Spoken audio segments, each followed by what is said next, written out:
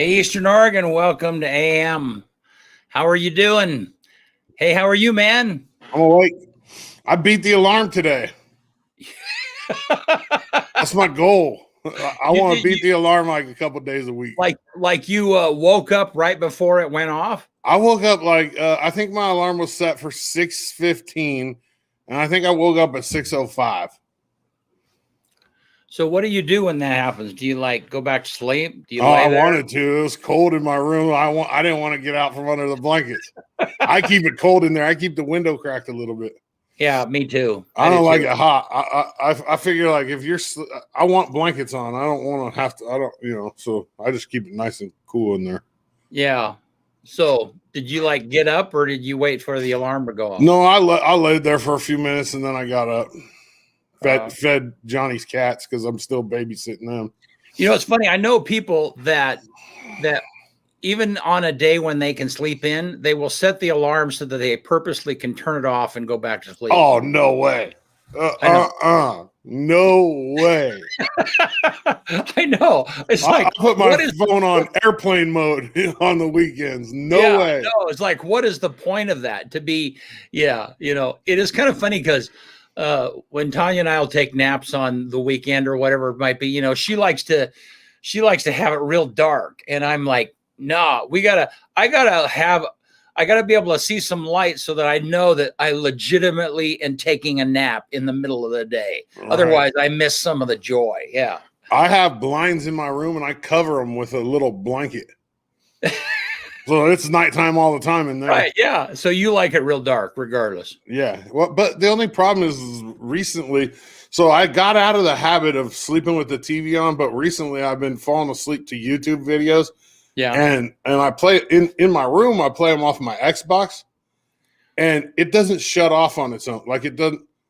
So I'll wake up and there'll be some stupid YouTube video playing because it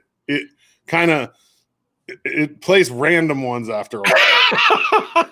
I know. Or like the ads. I know that could be like danger. I mean, I don't know if it's dangerous, but I mean, it's like they'll put anything in front of you. I mean, just yeah. And the ads are bad on YouTube, even though, I mean, we work in the industry, like we rely on that, but at the same time, like it's gotten to the point on YouTube where sometimes there'll be two ads that you have to skip and you have to watch.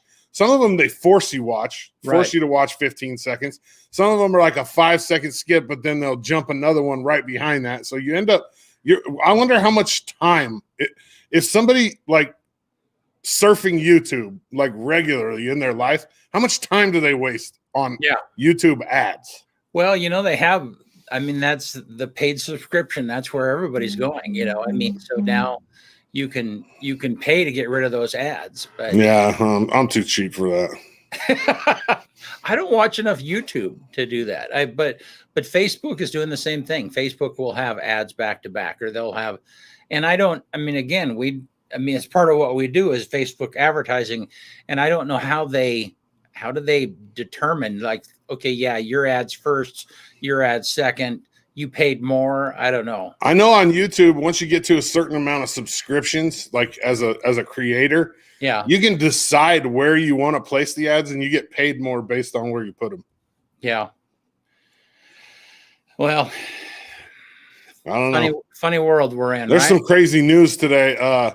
Well, not crazy, but the jury selection in the George Floyd, the cop that killed George Floyd, it started today. So we're seeing some protesting in like Seattle, like the normal places that protest. Yeah. It's crazy. Well, and I hope we don't go through all that again. I know. I mean, I have some opinions, but I'm going to hold that to myself just because it is so controversial. It's just what a mess it is.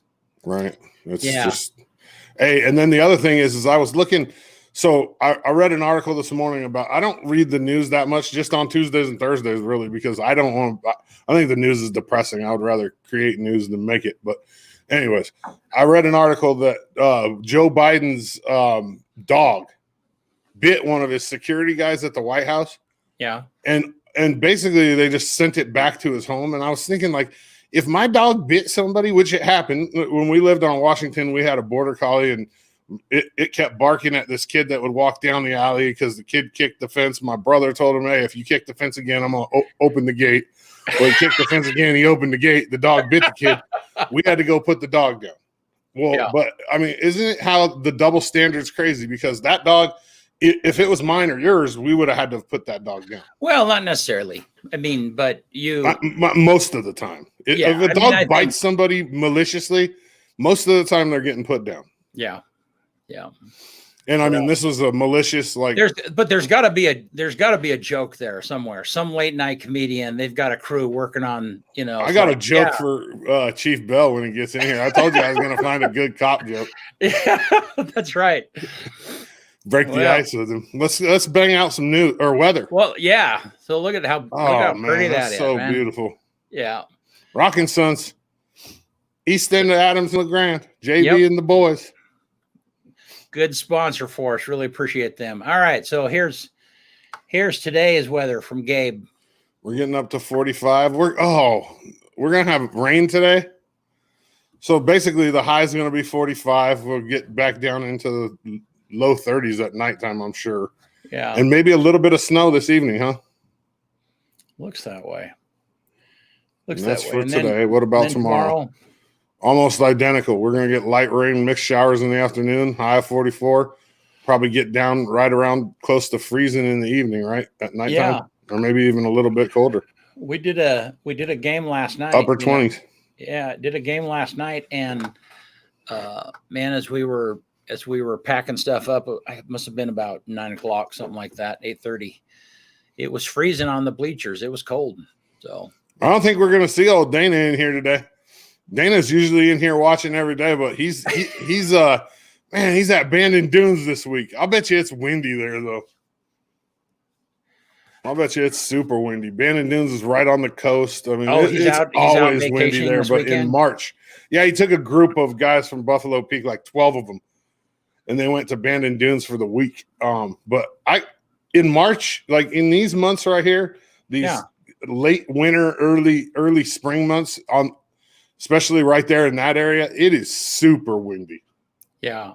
When you hit your ball, you're going to have to aim on the other fairway to keep that thing in play. They're not going to the dunes. They're going to – there's a golf Bandon course. Dunes. That's the number one golf course in Oregon. It's a PGA Tour course. I mean, it's big time. There's 3 different courses there. Good morning, Ashley. Glad it's a super nice course. It's hilly. It's it's right on the coast. You see the ocean pretty much the whole time you're playing. It'd be windy. I was going to say, it seems like this would be a kind of a miserable time to be there. Yeah. It's windy there right now. Probably a little chilly. It's got to be warmer than it is here, though. I mean, that's the only plus of it. Well, not much, boy. It was. I mean, it was beautiful yesterday, middle of the afternoon. There was a little bit of sunshine peeking through. Yeah, but then it gets windy and cold at night. I remember Friday I went and watched some football, and it was really nice during the day. And then I get out there, and it felt like Hermiston last year at the state championship. It felt like it was like 10 degrees out there with the wind. Yeah, just going right through you. I tell you, it's weird doing these sports in the middle of March. Tell me about football, soccer. I mean, we got in the high school. They have everything all flipped around too. They're going to go. So as soon as football season over, instead of going into basketball, winter sports. Yeah, they're doing spring sports first. So it'll go football, baseball, and track, and then basketball, volleyball, whatever, wrestling. Isn't that weird? So they're going to play basketball and wrestle and do volleyball in May. When they could do track. Yeah, but they're doing track next for some reason. But it doesn't really matter. I mean, basically, this is all tune-up time anyways because there's no state championships this year. So they're playing for, bragging rights. I mean, I would think that, you can win your conference. Yeah. Even though you're not playing a full conference schedule. It's weird. All righty. Well, hey, let's bring in the chief. All right. I haven't talked to him in a while. I know. Yeah. Hey, how you doing, Gary? Guys? I'm doing well. Nice. How are you guys? Good to have you with us today. All right, let's just start. Let's break the ice with him. I got a good cop joke for you. Ready? Bring it. Okay. the police officer arrested a bottle of water because it was wanted in 3 different states: solid, liquid, and gas. I want to know what you're reading to get jokes like that. I just looked it up. There was a lot more inappropriate No, ones. wait a minute. I'm sorry. I'm not following. Wanted in 3 different, because it's a police officer arrested a bottle of water because it was wanted in 3 different states: solid, liquid, and gas. Yeah. I still don't. Why would a solid, liquid, or gas be wanted in any state?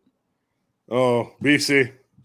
I'm sorry, I'm not following. Yeah, trust me, if I'm not following, there's people out there that are not following either. It was okay. So water can be in 3 different states, right? Right, I got it's that. A solid, a liquid, and a gas. Yeah. So the water was 3 different wanted. States. Yes. States. Got it. Yes. Okay. Hey, John, see, I had you right off. Chemistry was one of my favorite classes. All righty. Yeah, that. Yeah, I was expecting some cop donut joke like. I had a couple of those, but I saved those for Duncan. I saved those for Duncan, man. Duncan gets my donut jokes. Yeah, Duncan retired, didn't he, Gary? Yeah, he did this last fall. I've seen him several times since. He's doing very, very well. We miss him, but he's doing really well. Yeah. So Kyle, I guess I want to know. So did Duncan chase you down, or Gary? I mean, did either one of them pull you over when you were a rowdy kid in high school? Duncan got me one time. I hadn't seen him in like 20 years, and we were doing. So I saw him at a couple basketball games last year, and then we were at the state. And this isn't when he got me, but we were at the state championship last year, and he was on the sideline, and he had on this big like coat with like furry neck. Well, Johnny and I are reporting from the sidelines. Johnny runs up. He's like, "Let me borrow your coat for this interview." He gets Duncan's coat. It's this big, like, furry coat. And Johnny's standing on the sidelines doing a sideline report with Duncan's coat on. So, but let's go back to when he got me. I was stupid. We went to a dude's house to get his little sister out. She was underage, and she was hanging around with some dudes that were selling dope. And I had been drinking that night. I used to drink a lot. I like drinking, and I used to like drinking. And we showed up, and a fight ensued. We were trying to get his sister out of this house, and Duncan showed up, and I was a smart mouth, and I got arrested and thrown in the old pokey for the night, and I got bailed out, and the charges got dropped. But yeah, so like a couple weeks later, my mom's doing a career fair up at Eastern, and I go up to help her. And the police department booth is there, and guess who's manning it? Duncan. So I went straight to Safeway, and I got him some donuts, and I set him on the thing because I appreciated the fact that he didn't let me get away with being a complete jerk to him, because I was, and I knew it, and it was the alcohol, and thankfully I don't drink anymore. Yeah.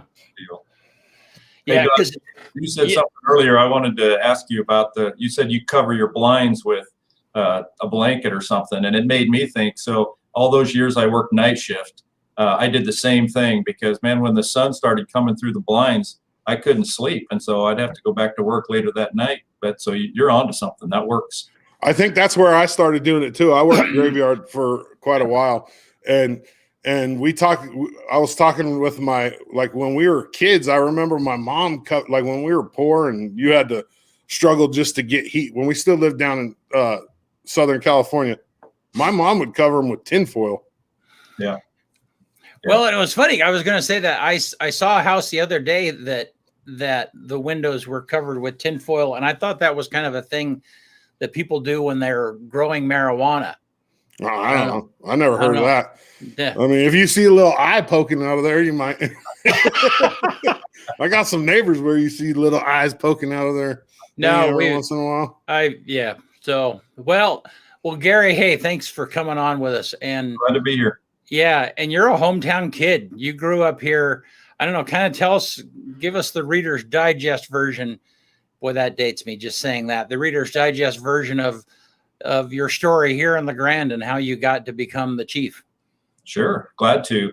Yeah, so I was actually born in John Day, down in Grant County, and my dad took a job transfer to LeGrand. And it just so happened that I was like 6 years old when we moved here to LeGrand. I started first grade at Greenwood Elementary School. And so I'm a Greenwood Giant, and I live pretty close to the school now, and have lots of fond memories of the elementary school there. You ever dunk off the wall? You ever dunk off the wall on the hoop that's on the wall, like jump off of it with your foot and dunk it? Inside the courtyard there? Yeah. Oh, yeah. Yeah. Yeah. A lot of good times out there. The little wall dunk hoop. I remember that very well. But yeah, so I graduated LeGrand High School. And when I felt, I don't know, I think a lot of kids still feel this way today. The pressure about what are you going to do with your life, when you graduate from high school.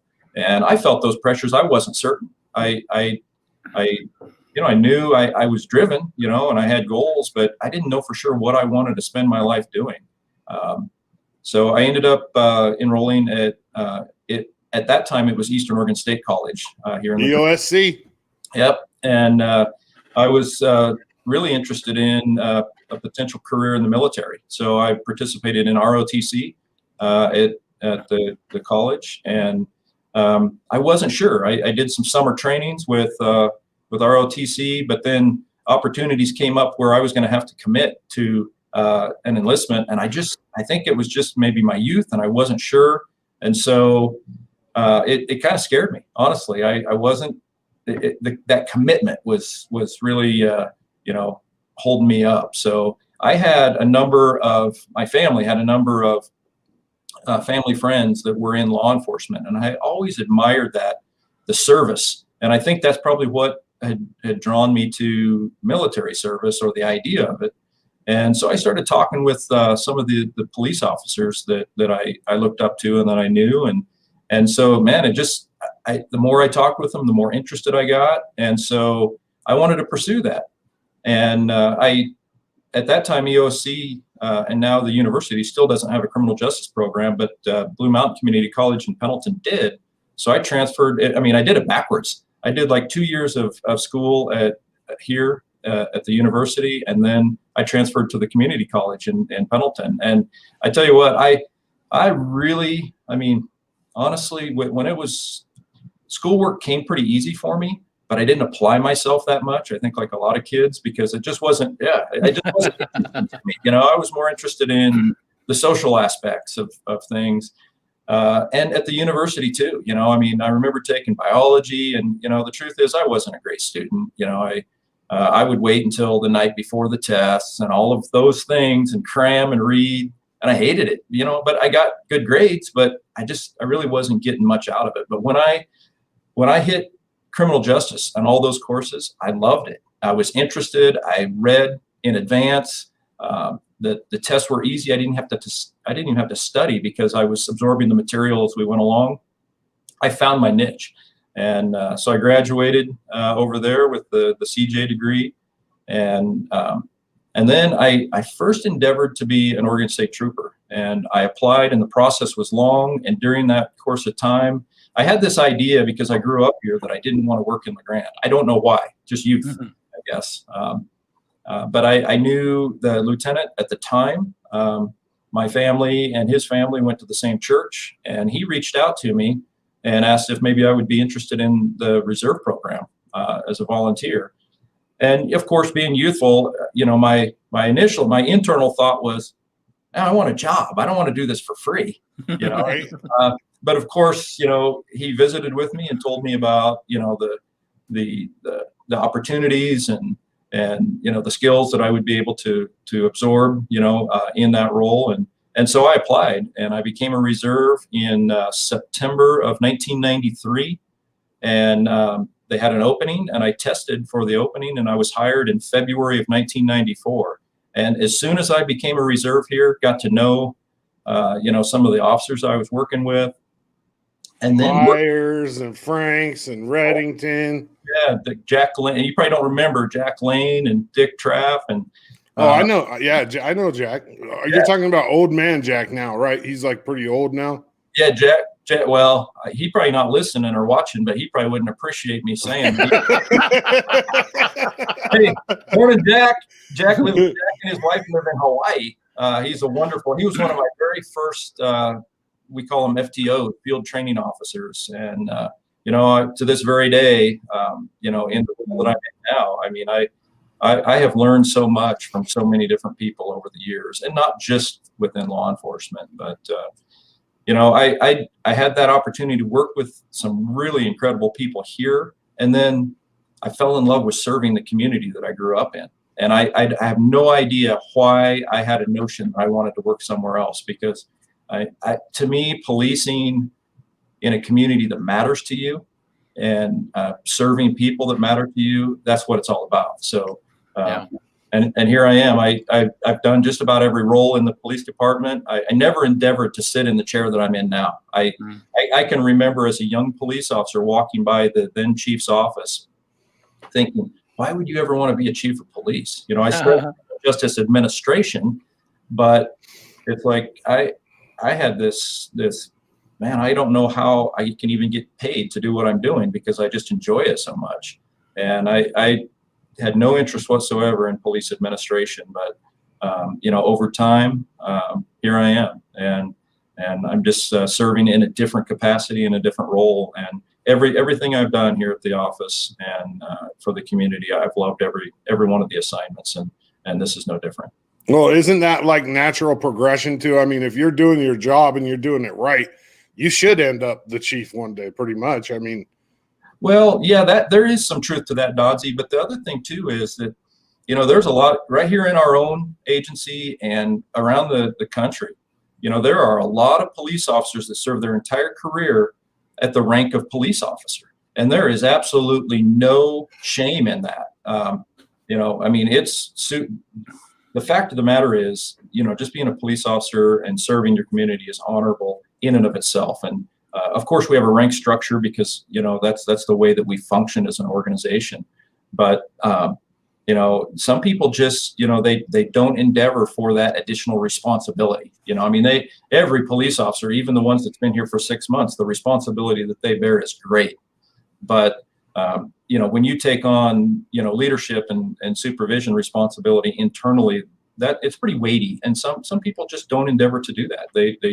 They're masters at what they do, and it's admirable. I mean, I know many people. Matt Duncan is a good example. I mean, he served as a police officer, and he was a senior officer. That's a status within the rank of police officer. But he's a great guy, and he served his entire career at that rank. Yeah. Go ahead, BC. No, well, and it's not. It is a little unusual for. I mean, I guess in my I've been here 25 years.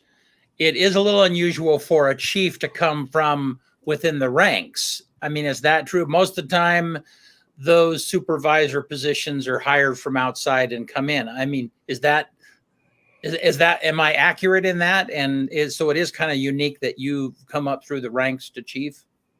Yeah, I think it is a little unique, Brent.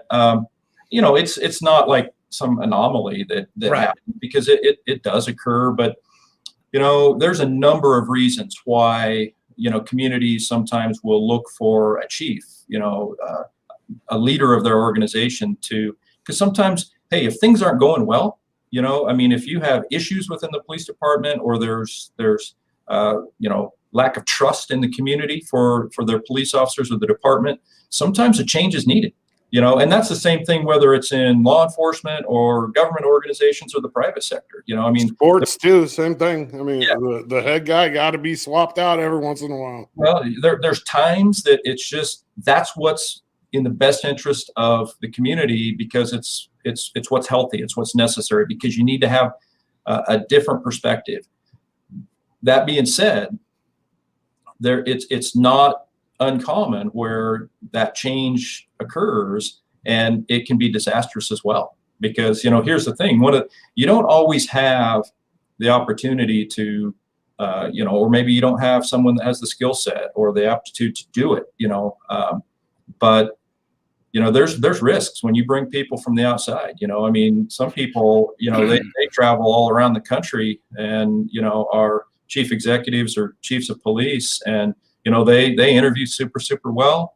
They know exactly what to say and tell people what they want to hear, but where the rubber meets the road, sometimes it's not. There's some buyer's remorse sometimes, but you know, I feel personally this is a blessing to be able to, you know, like you say, Brent, I mean, I'm a product of LeGrand, and, you know, my daughter's over in Boise, and she regularly, you know, asks my wife and I, it's like, hey, you guys need to move over here. But I mean, she's right in terms of, because family's everything to me. I want to be close to her, but this is home, you know, right. and, you know, the role that I'm in and serving, you know, the community that I love. I mean, I can't leave that. And your mom and dad are here. They are, yeah. And they're not going anywhere. No. I have a question. I've always wanted to ask a police officer this. Yeah. It's because it's something I feel like passionate about, but I also am not ultra educated about it. So maybe this could be an opportunity to educate. One of my, so we talk about humanizing the badge, you know, making interactions between the public and police officers more safe, more viable for our community.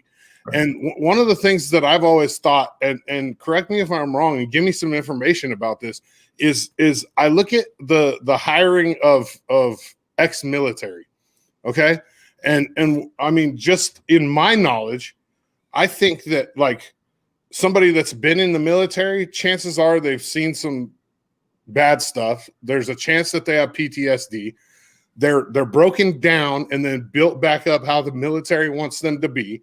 And then they're also taught to engage a lot faster than a police officer, like with weapons or whatever. So I've always thought that like hiring ex-military, like why do we do that? Why do we hire ex-military as police when they're trained to do the exact opposite of what we want police officers to do? Right. And that's a good question, Dodsy. I mean, it's a big answer. So I'll try to share some. Yeah, sum it up. Yeah.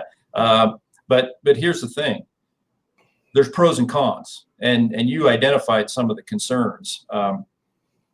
One of the reasons that, you know, ex-military or veterans are attracted to service is because, you know, there is very similar characteristics to service, you know, to country in the military and service to your community as a police officer.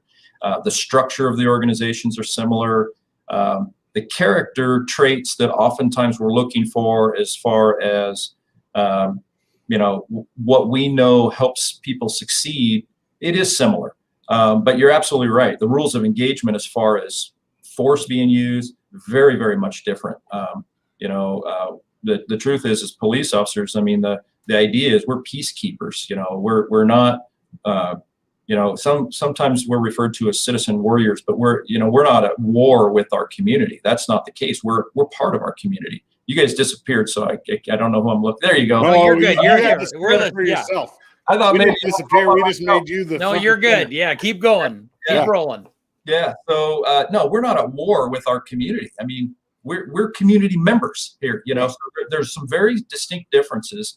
But you know, like you say, Dodsy, to sew it up, you can take solace in knowing that we have a very regimented selection process. And now, a few years ago in Oregon, LeGrand PD's been doing this ever since I've been here. So for 27, 28 years, and I think even before that. But one of the components of our selection process for new police officers is a psychological evaluation. And that now is it's required by Oregon law. Anytime you hire or before you hire someone as a police officer, that's a requirement. And if you change from one agency to another, even if you've been doing the job for, you know, 5, 10, 15 years, you have to, as a new employer, you have to have that person take a psychological evaluation. And so, you know, there's a bunch of, that's not the only piece, but there are a lot of things that, you know, just because you're a veteran, because the truth is our veterans, what an incredible bunch of people, you know. I agree. But we have some that it's just like every, you know, whether it's you're a doctor or a police officer, a veteran of our armed services, in the clergy, whatever, you name it, you know, I mean, we're still human beings. Yeah. And, you know, not every veteran is what we're looking for. Mm-hmm. But there's plenty of them that, you know, can go on and serve their community in a different way, maybe as a police officer, and be very productive and fit in very well. So I don't know if that helps some, but no, it does. I mean, it gives me a little clarity. I'm the kind of person that likes to overanalyze things too. I don't know. I was so right after I was watching a YouTube video. I don't remember who it was. He's an ex-police officer, and basically he breaks down body cam footage, or and tells you what the officer was doing right or wrong, and just kind of gives you an idea of what to expect. And the other day, I took the time to actually sit down and read the police officer's oath, the law enforcement oath. That thing is long. Yeah. I never realized how long that was. You're probably talking about the code of ethics. Yeah, the code of ethics. There you go. Yeah. And it hammers, preserving life is number one. Like hammers, and that's not this. I just don't see that as the same thing in the military. So like, it kind of, that line is like kind of wobbly to me. Yeah. Dodzy, you mentioned the code of ethics, and that's some stuff that at LeGrand PD we take very serious. And I don't know, you guys might have seen some of my writings or in other venues I've spoken about this, but we have a set of core values at the police department that, they're actually in print. We have them hanging, in the hallway. Every time we hire a new person, whether it's a police officer, a 911 dispatcher, a professional staff member, there's one-on-one time where they're in my office and we talk about their job description, so that they and I have a very clear understanding that they know what it is they're being asked to do. And I talk to them about what my expectations are and our core values. And the core values, quite frankly, it's so common sense. It's really boils down to just doing right at the right time for the right reasons, and treating people the way that you would want to be treated, or the way that you would expect your family to be treated. Mm-hmm. And you talk about respect and integrity and all of those things. But those are the things that most of us learned, whether we applied it or not. Right. I learned all of those things before I ever left home. Before you even decided what you were going to be. I'm sure. I mean, there's very few people, if you're fortunate to have had this opportunity. At the time, we didn't think so, but it's like my mother, my grandma. How many times did you guys hear, "Hey, if you don't have something nice to say, don't say it"? Yeah, right. Yeah. Would you like to be treated that way? Yeah. It applies today. So, you're right, Dodzy. But I mean, there's a lot of times in what the community sees our police officers out, in a patrol car, driving from one place to the next, maybe standing out talking to somebody. There's a lot behind the scenes as far as, what really is foundational to those police officers about what they're doing, how they do it, why they're doing it the way that they're doing it. And, go ahead, BC. No, go ahead and finish your thought, and then I want to. Well, I was going to say, the thing that really sucks, is it's such a scrutinized position that even if there's one bad cop out of 100, we hear about. I mean, and then it just puts other police officers in danger and in bad positions, because people don't respect police officers, especially when you hear about something on the news during that couple weeks right afterwards. People are all up in arms, and so you guys put yourselves in a position which me personally, I couldn't be a cop just because I couldn't handle my emotions well enough. I'd get mad. But you guys put yourself in a position to be constantly scrutinized, and it takes a certain special kind of person to do that. Right. And when I look at the overall picture, like when we talk about maybe bringing in military or whatever, I that's where that question comes from, is like, what are we doing to make sure these people don't react like they would in Afghanistan or Iraq? Yeah. So something we haven't touched on is the amount of training that our police officers are engaged in. I mean, from the very start of their career. I mean, you're talking the basic police academy in Oregon is 16 weeks. That's 4 months.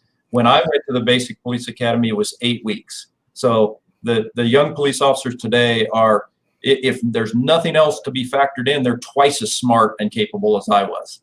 Nice. Yeah. But no, 16 weeks at the basic police academy, and then what we call FTEP, Field Training and Evaluation Program. That's the in-house. That's the training that we provide officers here. That's another 3 to 4 months. And then that's not it. It's not like, okay, training's over. A police, even me today, training never stops. I mean, we're training all the time. And it's not like you train something like use of force or survival skills things, 5 years ago, and you train there, so you never touch that again. No, it's ongoing. I mean, we do quarterly training. There's new things, legislative changes that come out, so there's always training updates. So it's challenging, but it's important. And you mentioned something else I'd like to touch on if I could, and that is the scrutiny. Here's the thing. It needs to be there. You know what? We welcome that. I mean, the transparency, because it's like, look, it's not like we police with basically the consent of the community. And the only way you can be legitimate is if people feel like the policing is fair and just. And if there is the optics of inequality or something unfair, the scrutiny needs to be there. And here's the thing, that's what, when you look at the national news, by the way, my wife won't let me watch a lot of national news these days. This last summer, every night I'd go home and I was watching, because I like to stay abreast of what's current affairs, what's going on. I feel like I need I want information. But I went home from work one night and Marianne's like, nope, don't turn that on. Go out on the patio. I got something refreshing for you to drink. And she was right. I mean, it's just getting bombarded with too much negativity. But yeah, I agree with the scrutiny part, but I think the scrutiny needs to be more civil. Yeah. I mean, we've lost, I feel like we've lost decorum and statesmanship. I mean, I really enjoy debate, and that's like my supervisors, my team, they all know that I'm not a favor of yes men, or yes people. Right. Yeah. I want people to say what they think and what they believe, because I don't know everything. I don't have all the answers. And if Dodzy, if you say something to me that I may not agree with, it might cause me, it's like, I never even thought about it from that perspective. But we don't have to hate each other, or try to destroy each other. And if you didn't say anything to me, I would be unimpressed. I mean, if somebody disagrees with me, I want them to say something to me. I want to know where they're coming from, because it makes me more open to things in the future, and it educates. I mean, that's right. Yeah. Well, I want to take us in a specific direction. Okay. And so the George Floyd thing, that trial's coming up this week, and jury selection today. Yeah. Out of that came all of this uprising about defund the police and so on and so forth. Speak a little bit about, and when they say defund the police, they're not really meaning, what they're meaning is let's shift funds around to other specific areas and fund other things. And maybe you and I had a conversation about this, I don't know, maybe 9 months ago. Talk a little bit about what you're seeing in cities that are shifting money around to do things, and then how LeGrand has been policing for a long period of time. I mean, address those concerns. I want to hear you talk about some of those concerns that might be happening in other cities, and then how that specifically relates to LeGrand. Yeah, what we're really talking about is a term that came up and became kind of mainstream in the late 90s, early 2000s, and that's community-based policing. And here's the thing. In our country, basically the narrative, from my perspective, is oftentimes created around the large population centers, the urban areas. There's issues identified, and then there's new terminology placed on initiatives. And here's the thing. We are so blessed to live where we live and to have the community that we have, because we haven't lost the ability to have community like some areas, in our country have. And so when you talk about things like community-based policing, Brent, what we're talking about is, the police officers are part of the community. So, Dodsey, if you have an issue going on around your neighborhood or something, you're just as apt to see one of our officers, Matt Duncan. He's retired now, but you might see me at Safeway, and say, hey, Chief, And you know what? We're going to stand there and visit and talk for a few minutes, and you're going to get some sort of a response. I'm going to say, hey, you know what? I appreciate you saying something to me. And then your police are going to respond. Here's the thing. We have never stopped doing community policing. We were doing community policing in LeGrand before anybody knew what the terminology was, before that term even came up. Because and it's not that we're necessarily, I'm biased. We are better in LeGrand and Union County than a lot of places. But the truth is, it's not. We're just fortunate because of the community that we have size-wise. We haven't lost the ability to, you go to some places, and Dodzy, you grew up in Southern California, right? So yeah. I call the police in some of these parts, and no, I mean, they got some great people. I'm not trying to shed negative light on any of them, but it's like, you're not going to get a police officer to respond for the things that you call the police here in LeGrand, just about anything, and you're going to have a police officer show up at your doorstep. Right. A live human being that can listen to you and find out what your concerns are. I mean, even in Portland, just down the interstate,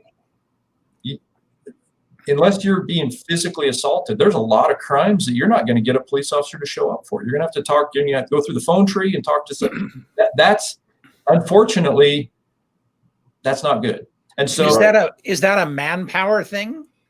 Is that a officer to population ratio? Look at the sheer number of people and the number of calls. So, some of the quality of living, the quality of life things that happen here in our community, car prowls, just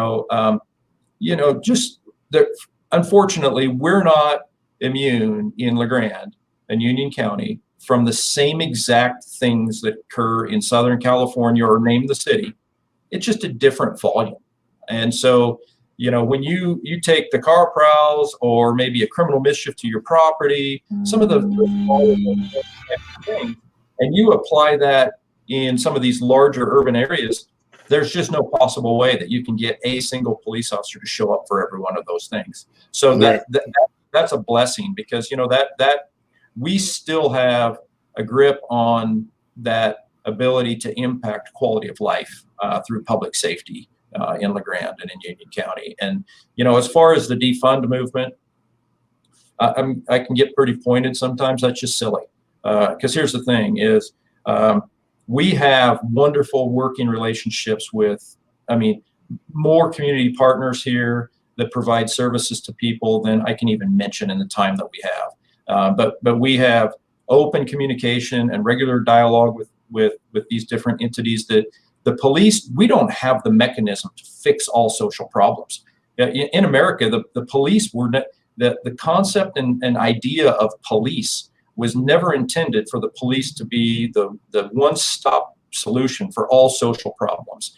But we're able, in LeGrand, we're able to communicate with other partners that provide social services, whether it's mental health, behavioral health, our child welfare. The list goes on and on. So we're bringing to bear when the police go to a call for service, and what we're doing is identifying what the issue is, and then we're resourcing. We'll call people, and it's like, hey, maybe somebody else can actually help with a solution. The police, think about it. What can the police do? We try to restore peace to that moment, and if somebody needs to go to jail or be issued a citation. But beyond that, we don't have the mechanisms to provide social services or counseling. We'll do it on the spot. We wear a lot of hats. We provide advice and things like that, but we're not counselors. We can't help with long-term dependency issues, things like that, but we can certainly help try to resource and support in that way. And I love that mediator facilitator mindset. I think that it's perfect. You got to uphold the law, and you are eventually the punishment if need be.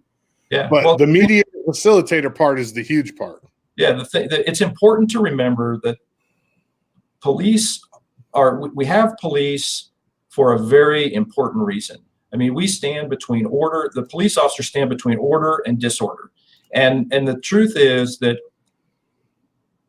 it's just like a fire department. It's like, we all know we need firefighters and the fire department. But you know what? Personally, I hope I never need them. Right. Yeah. You know, but I know that I need them. I Right. need them to be there if I do. Well, mindset wise, your police department is much the same way. You know, we need our police officers to be there, because if you need the police, I mean, who else are you going to call?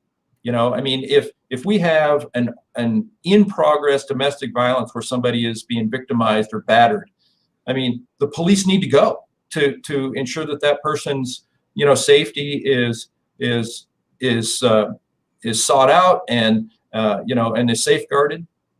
So it's the idea to defund the police, and I know that if you delve into it a little deeper, what they're talking about in some regards is shifting some funds to other things. But you know, we've got a lot of really good things going on here in LeGrand and Union County, and you know, I mean, a lot of it is mindset, you know, quite frankly. You know, I mean, at the end of the day, and as a police officer and my staff, it's like it all starts with people, caring about people. And I appreciate what you guys do. And it's funny because, you know, I mean, I sit in on all of the city council meetings, and when the whole idea of defunding police came about, that phrase came up, I'm like, seems like they're always needing more funds. It's not ever a issue of not having enough. But let me shift to one other thing. Sure. You talked about transparency, and where are you guys at on the whole body cam thing? Because I know that, I mean, that's being pushed. That's a train that's coming, you know, that, and where are you guys currently on that whole movement and managing that? And what does that involve? Educate us about that, if you would. Yeah, absolutely. First and foremost, as your chief, I'm entirely open-minded. I am not resistant to it. And I feel like that at the end of the day, guys, it's a community decision. You know, if the community wants their police officers to have body cameras, then you know what, we'll make it happen. But that's not the end of the story. You know, the truth is, there's a lot of very polarizing opinions on the topic, but we have nothing to hide. You know, if anybody in the community wants to just follow an officer around all day long, you know, they certainly could, you know, and they're not going to be shocked by that. Matter of fact, they're going to appreciate the kind of like what you said, Dodsey. It's like, how can you guys put up with some of this? Right. But here's the thing, the cameras, it's not the end all be all solution that sometimes what you see in big media, because the truth is it takes, and I'm not discounting the value that they can bring, but if you have to go into it with the right mindset, if you're going to do it, understand that it's just another tool. It's not the tool that's going to solve all of the questions about, you know, was the appropriate level of force used, you know, but there's some very real things, you know, because I wear a lot of hats in this role. And one of them is I'm running a business too, you know, and at the end of the day, it's like I spend the people's money like I do my own. And that is that it's like, I feel responsible for it. And so this is a very expensive and ongoing cost. I know I've talked to some of the neighboring agencies that we have that have done this. And so I have ideas about roughly, you know, cost-wise, what we're looking at, and it's ongoing. And there's some IT issues, and you two both understand the IT stuff probably as well or better than what I do. The storage of the recorded footage. And then also, once we create information, whether it's written or video, it becomes a public record, and we have to keep that. And if people request it, then we have to manage it and release it. And there's no angst. And I want to be very open and upfront with the community about this. It's like, if that's what the community wants, okay, you know, it's just going to, you know, we do very well with what we have here in our community, but you know, it's a very expensive thing, and it will come at the expense of something else. And so we just like, well, you know, is that what we want to do? And then once we do it, we'll have to continue to maintain it. And Brent, I know you're aware of the discussion that we're having internally within the city of LeGrand right now about IT, and the IT demands are getting even greater than, I mean, they're greater than I've ever seen them before, and I don't anticipate them, that the pressure on that lightening up anytime soon. And to add something additional on top of that, because that will require, if we adopt body-worn cameras, that will be an IT thing that require attention. And so there's a lot of moving parts, but I talk with people in the community whenever I get a chance. COVID hasn't helped because I just love talking to people and getting information and feedback. But I'm so ready to move beyond this and get back to what I still remember what I perceive as normalcy. But if I find out that that's what the community really wants and that's what the demand is, then that's the direction we'll go. My opinion on body cams is this: there's a lot of pros and cons. Yeah. The pros being it protects police officers. It protects community members. Right. But the con for me and why I'm anti-body cam is because I believe that there are instances that don't need to be recorded. I mean, there's a time where maybe a cop has to say something to somebody that isn't PC, and it doesn't need to be on film, and it could change that person's life for the better. And it's that simple. Yeah. When you first said that, Dante, I was thinking that it's like, the truth is, our office, we're not concerned about, what we say and people seeing that. But, if I'm talking to you, do you want to be on camera? We're having a heart to heart and you're telling me, you're hammering me about what I need to do better in my life. I don't want that. I don't want people I don't want that public record. No. Yeah. I just don't want you guys to think, or any viewers to, I don't have a absolutely no way, or yes, I really feel like, and my heart really is in service to the community, and I can provide information, and I can, if asked, like, hey, Chief, what do you think? What should we do? If they need my guidance, my leadership, I'm in 100%. But I'm also I'm not like that rigid, because it's like I am serving. I mean, even in the role that I'm in today, as much or more so than ever before, I serve the community. And if that's what the community feels like that we need, and I know that a lot of times things are divided. Not everybody, you're not going to get 100%, on one side of the fence or the other. But if that's what the overwhelming majority of our community feels like they need in order to, feel safe and to feel like their police department is being transparent, then that's what we'll do. But quite frankly, it's not the end all be all. And, we haven't done it up to this point for no specific reason other than, we're constantly working on things, and we have a lot of things that are a higher priority than that. And here's the thing: I'm not a big fan of creating solutions to problems that don't necessarily exist. Right. And so, and I don't mean to make the whole thing what's going on nationwide. I'm not being flippant about that whatsoever. But what I'm talking about here is I'm not policing the world.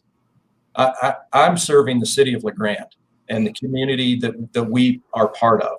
And so, it's like, what is it that we're trying to capture on video that we think is happening or that's happening? Because here's the thing.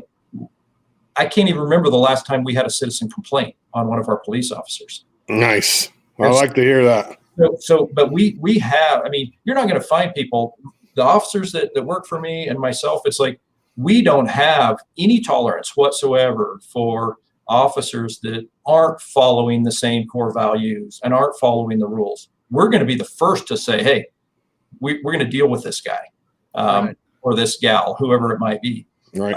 But the thing is, it's like we have, very black and white policies and protocols that we follow when we get complaints. Earlier last week, I got a call from a community member that was praising two of our officers, the way they handled a call for service when they had a family member that was in distress. And those are the kinds of things that I hear about. We're just not, so, to spend the kind of money and bring the workload on right now, it's like, I'm not looking to do that just because it's the thing to do. I feel too responsible to do that. But if the community wants that, we'll make it happen. No, and I appreciate it. I guess I had never thought about the back end of Because if you have to keep record of all of that and be able to produce that to someone, that takes another staff member just to manage that. I mean, that's all they would do that. I mean, let alone the infrastructure of storage space and the procedure of getting all the footage. And I mean, so I appreciate that. That helps me. I want to, before we quit though, I want you've had this rich experience of growing up here in La Grande and coming up through the ranks. If you had to say there was one really big thing out there in the police department, I don't know, maybe that's a new jail or a big item. What would you say is, in your evaluation, what would you say is a big priority for, your department, or maybe it's law enforcement in Union County? What are some of the things that you think are really important that we be moving towards? We need a new police department. That's the pie in the sky, the big thing, and it's not a want, it's a need. Chief Harvey, my predecessor, was talking about this. Our city council now, over several different terms, have talked about this. We all know. I mean, we've actually had, committees that have looked at the needs, and we've done analysis of what our needs actually are. We outgrew the space that we're in a long time ago. So describe, first of all, if the people don't know, kind of describe the space that you're in and that you're sharing that with the sheriffs. I mean, talk about the spot that you guys are in right now and what that involves. Sure. Yeah. So prior to about 1980, the La Grande Police Department was downtown. Wonderful. I mean, it'd be great if we were in the downtown area, quite frankly. So one of the very first city-owned buildings in La Grande was the old fire department, right next, where Side A Brewing is now. So I've shameless plug. What's that? I said shameless plug. Oh man, I'm just messing with you. I won't go any further, but they have a menu item that I love it. Hey, look at this guy taking little side props from Side A to plug their burger. But so the police department was in a little tiny part where the chamber, I think, was in there at one time. But then the county built this building in 1979, 1980, and the police department, so the county owns the building that we're in now. And so the police department since then has leased space in this building. And there was originally plans that this was going to be a multi-story building. Those plans never came to fruition. In those days, the sheriff's office, we had Union City Police Department, we had Elgin Police Department. So the Union County Sheriff's Office, their biggest operation was corrections, the jail. I mean, when I first started working in law enforcement here, I mean, there was like 3 or 4 patrol deputies, including the county sheriff. And so the space that the sheriff's office needed in this building that we share wasn't as great as it is now. And so the police department has grown since then. The sheriff's office has grown. And so what the space we have, Brent, is, we have limitations on when we have people that we need to interview. We have one interview room, and that's the same interview room that we have whether you're a suspect of crime or a victim of crime. There's no privacy. You can't get to that interview room without basically walking through a bunch of administrative spaces. It's just, and there's also some issues with just the age of the building and, some ADA access and things like that are just, we don't really we have a conference room in the basement, but we don't have real good access for people to get there. So we don't have a community room where we can meet with people and do the things that really are beneficial to a police department. And I could go on and on and on. That's a whole nother, we're touching on a bunch of things that could be shows of their own, guys. So call me back. But here's the thing, the need is there. And I know Sheriff Bowen could talk to you guys. I've talked, prior to Sheriff Bowen's predecessor as well, you know, they have needs as well. I mean, the jail space is inadequate for Union County. But here's the thing. Like I mentioned earlier about budget stuff and the economic picture of our community, I'm not going to go out there and, you know, shake my finger and because it's like, I know. I mean, it's like, what is our capacity to do this? We have competing needs. You know, the city of LeGrand, for instance, it's like, man, we need the roads fixed. You know, the people want the streets fixed, you know, without jarring their feelings loose when they're driving around town. So it's like, where do we spend our public dollars? And I mean, this is something that we've been wrestling with for generations, you know. And so but that being said, the need is there. And, you know, if there is a way to work towards that, and I know our council, you know, we talk about it, but, you know, it's not any different than, you know, my own household, you know. It's like we might feel like there is a need, but do we have the financial or economic ability to do it? And so we do the very best we can until we're able to address that need. And I'm not one that subscribes to the idea of kicking the can down the road. We should take care of the things that we can, you know, we're responsible for if we have the ability. But, you know, I realize that, you know, we're talking about needs for kids' schools. And I mean, there's a lot of competing needs. So, so there you go. You asked, I told you. No, that's good. Yeah. Let's let this guy get out of here. Yeah. Well, Gary, anything else you want to set straight, or you have a minute, you can just kind of say whatever it is that you want. Anything else you want to? Yeah, I'm glad you gave me the opportunity, because let me set the record straight once and for all. Being a grandpa is absolute 10 out of 10. It's the best. Yeah. I can't wait. Well, I can wait, but I want to be a grandpa one day, because it's like being an uncle. My sister has an 8-month-old daughter, and I just get a spoiler, and then I get to just put her in the car seat and bye, you know. Yeah. My wife and I are grandparents for the first time about a month ago. And, congratulations. Yeah. We're very excited, and just again feel very blessed. But awesome. Yeah. And the grandbaby is in Boise? Correct. Nice. Yeah. So yeah. So now you're torn between the job and your parents and your grandbaby. That's a difficult world. Yeah, Brent, my wife and I, we're in more love now than we ever have been. But I'm trying to hang on to my wife, because I think I could lose her to Boise. You know, but the thing is, she knows that I can't cook. So you've eaten top ramen and macaroni and cheese. I feel like I have new competition in my life. You know, I mean, is grandma going to choose me or my grandson? And you know, so anyway. Well, let me tell you a quick story before you get out of here. My mom and dad are moving back from Vegas because of the baby, pretty much. Yeah, they're coming back to LeGrand. Yeah. You know what?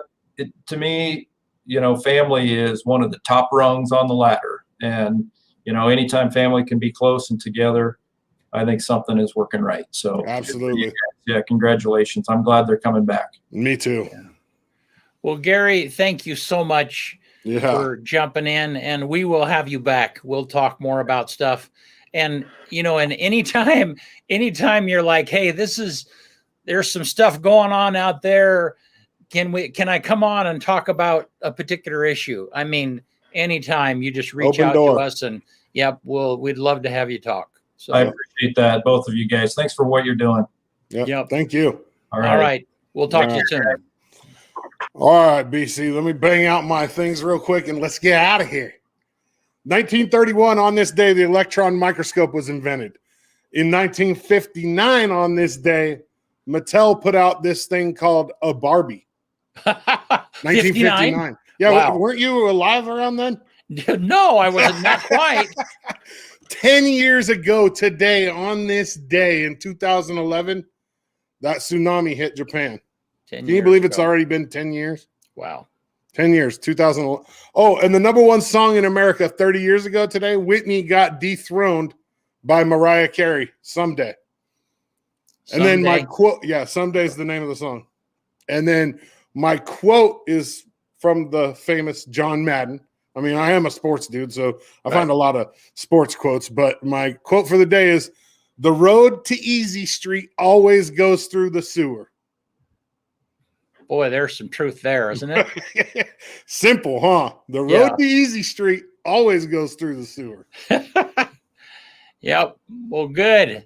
Yes, sir. All right. Well, hey, look at that weather. Isn't that beautiful? Yeah, so long show today, but it was great, man. I love talking with Bell. He's legit, BC. Yeah, and we are blessed to have him. Yep, definitely. I head. love his mindset. I love the fact that he's like, when you ask him a question, you can tell a lot about somebody when you just talk to him. When you ask him a question, it's not automatic answer. Yeah, there's a thought going on in there instead of just boop, and I appreciate that because I'm the kind of person that I've had to work really hard in my life not to automatically answer. And it makes me appreciate it even more. Yeah. Well, and it's just, I mean, I was going to mention this before, but we're blessed that he came up through the ranks and that he's the chief. And sometimes it's hard to find leadership. I mean, right now we've kind of struggled with finding leadership in our fire department, and that's no one's fault. It's just, they move in and they figure out, oh, wow, this is more isolated than what I thought. And, I mean, it's kind of the same thing that happens in a lot of professional positions. Right. And poor Emmett Cornford, I mean, he's been the interim. We should have him come on because he'd be great to talk to. But it's one of the things. Oh, go ahead. I thought you were. No, he's just been a great, he's been a great leader in that department, in the fire department. Yeah. It's one of the reasons why I love I consider this my hometown.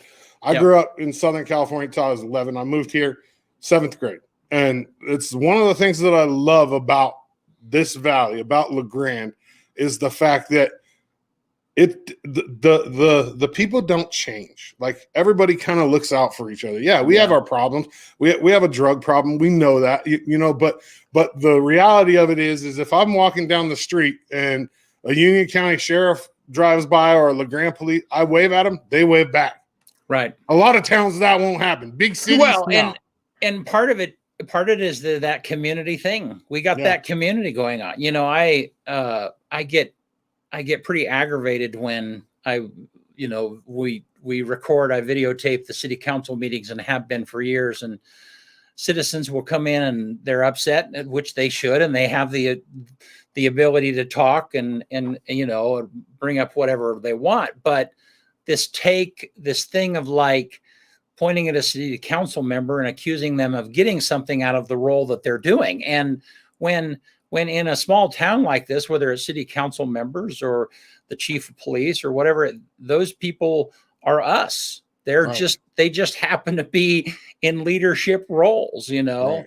And it's in a small town too, BC, transparency is your only choice. Yeah. Because somebody's going to find out. And and Bobby's going to tell Susie, who's Jeffrey's cousin, and the whole town's going to know. So transparency is the only choice in a small town. Yeah. Well, and that's kind of how I was raised, is like, if you've got bad news and that your parents are going to find out, your life's going to be a lot better if you tell them before somebody else does. So. Yeah. You might only have 2 switch marks on your bottom instead of 7. That's right. Not nowadays. Nowadays. I forgot. I mean, nowadays, like, I love this story. Before we leave, I'll tell this story. So it was probably, I don't know, 7 years ago. I'm driving down the road, right? There's these 3 kids in the middle of the road, and they're walking in the middle of the road. I slow down. I'm waiting. They're not moving off to the sidewalk. I beat my horn. One of the kids turns around, flips me off, tells me to F off, this, that. And I couldn't help but think, like, if I would have done that when I was that age, that person would have beat me down. They would have taken me to my front porch, and then my mom would have beat me down too. Yeah. Yeah. And it just it's not the same today. Right. But can you imagine policing in that kind of an environment? No. I mean, that's my point. Yeah. Yeah. I mean, that would be, as infuriating as that makes me, I just can't imagine, No.